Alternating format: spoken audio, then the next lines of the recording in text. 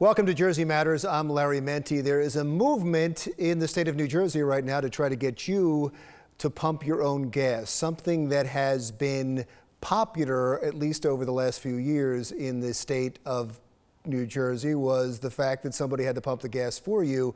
Again, there is a movement to change that, and one of the gentlemen that's sponsoring legislation to do just that is Senator Gerald Cardinale from the 39th Senatorial District, which is mostly Bergen County, a little bit of Passaic County.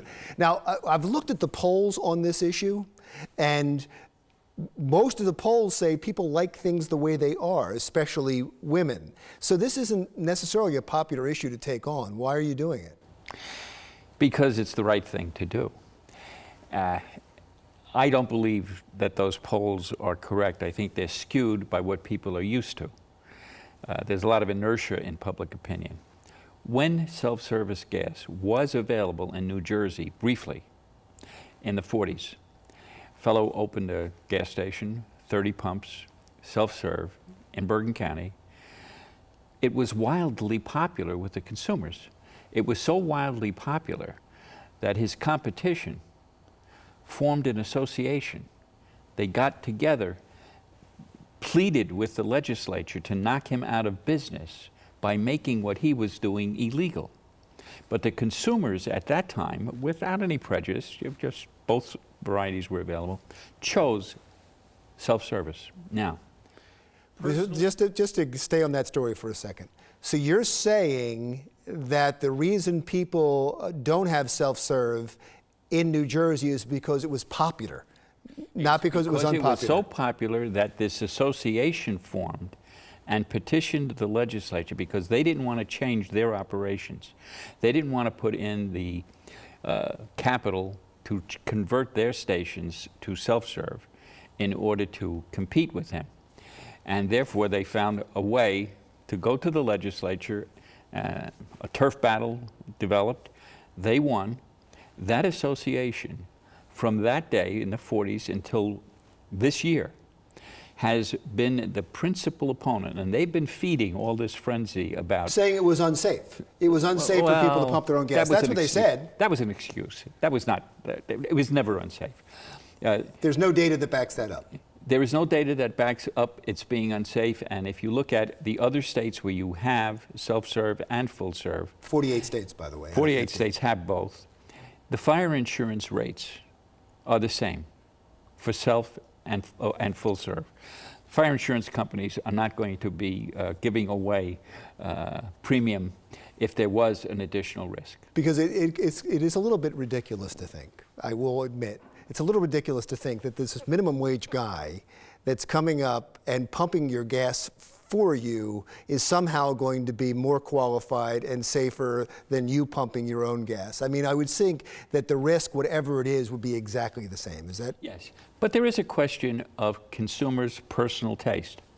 Me personally, I will continue going to a full-service station. And pay a little bit more. I'll pay a little bit more. I'll go to the full-service station. I'll check my voicemail. I'll do other kinds of things, maybe just take a quick cat nap, rather than get out and pump my own.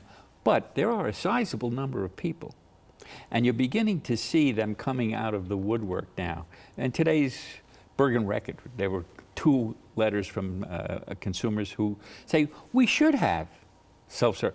And while my mail is running very much against self-serve, there are a number of letters well thought through by people who say, give me the option. Because someone else doesn't like it, there's no reason why I shouldn't have the option of doing it if I choose to do it. Now, we're not going to mandate self-service. This is going to be totally voluntary. The bill we use the word voluntary.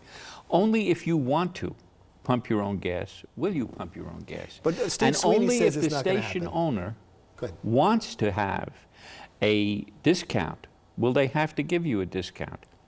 It's conceivable that a station could open and have self-serve, full-serve at the same price.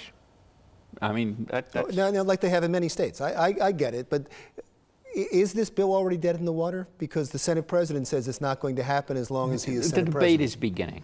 The He debate says is it's not going beginning. to happen. The debate is beginning. But if he said, does he have that much power that if he says he's not going to budge on this and it's not going to happen, it's not going to happen? It won't be the first time that a Senate president has taken one position and then thought it through and taken another position. I know Steve Sweeney. Steve Sweeney is a reasonable person, and we can convince him. He reacted, to mail or whatever he was getting. I don't believe that in the end, if we make our case, that he will be tyrannical. He's not that type of person.